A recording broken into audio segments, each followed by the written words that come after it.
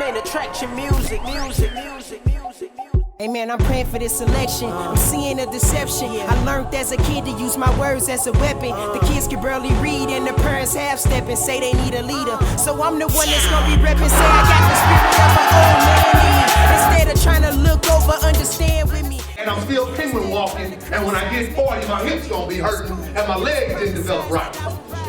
That's where we at. Speaking that for all of them. I'd rather die telling the truth than ever bite my tongue. The war on the streets now, dog, it's just begun. Succumb. I'm from the hood, but every day y'all be praying for peace. I hope your mind be released from the mark of the beast. His mama crying every day cause he got shot in the streets. And the game's so wicked, can't trust the police. See, I remember when they used to give us baseball cards. Now all they do is roll by now and look at us. Right here, I'm looking at one of the books. Is actually some of the first books I remember reading. Found this in this classroom here. You know, all you teachers out there working hard, you educators, you know, molding these minds of these young people. I just commend you and honor you. If you don't have kids, you're mentoring kids. And if you are, we just appreciate that because, you know, reading to a young person can just open up the windows of dreams forever. And that's just, man, that's something that's powerful. I wasn't an avid reader. I really struggled academically. I had a lot of problems with dyslexia and stuff like that as well. But when I did get a book like this, I mean, this was a story and picture book.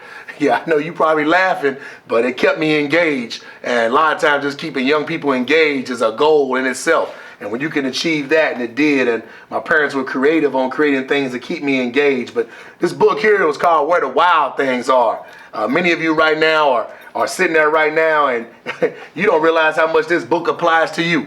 You're the wild thing that they're talking about. In this book, I'm not going to give it all away, but the young man was put on punishment, if you will. He was sent to his room without supper. And what he did is when he got to that room, he had on a wolf costume and he created his own world inside his room. He created his own his sense of living. I mean, he created his own people to talk to and things of that nature.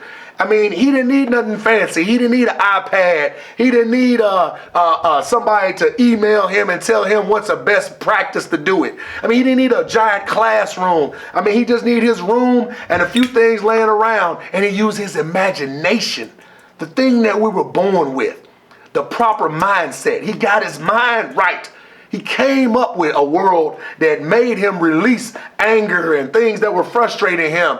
And in the end, I'm not going to give you all that. You got to read it, but he was better for it after that. So it's called Where the Wild Things Are. And if I'm inspiring you live on the field of life all the time, I got to share with you, if you have a young person you have access to, read to the kids. I don't care if it's an unborn child. Read to them.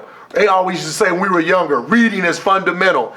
Do you really understand that the poverty is a thing where kids are not exposed to words? They're not exposed to vocabulary. It's not about just the money. It's about the mindset. If people are struggling to eat and they don't think that's something that's important, then they're not reading. That's poverty. There are people with money that don't read to their kids and they lose out on intellectual things and experiences in life. I mean, we got the internet. I don't care if you're reading to them something on a website.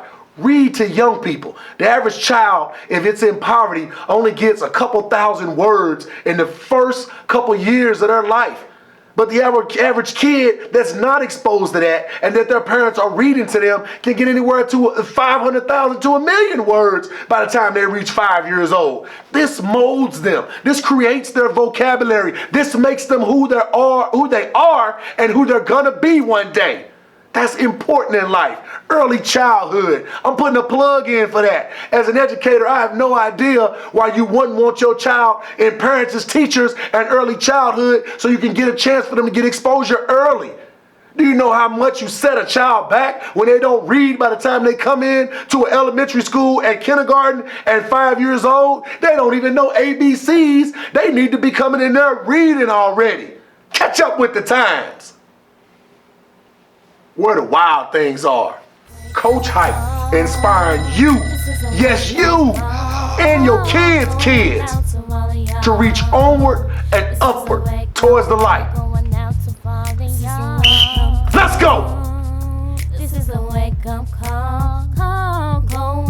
is CoachHite. Thank you for taking the time to watch this inspirational video. We are looking to inspire you each and every Wednesday with a brand new video, brand new content. So please subscribe, like, and share to your friends.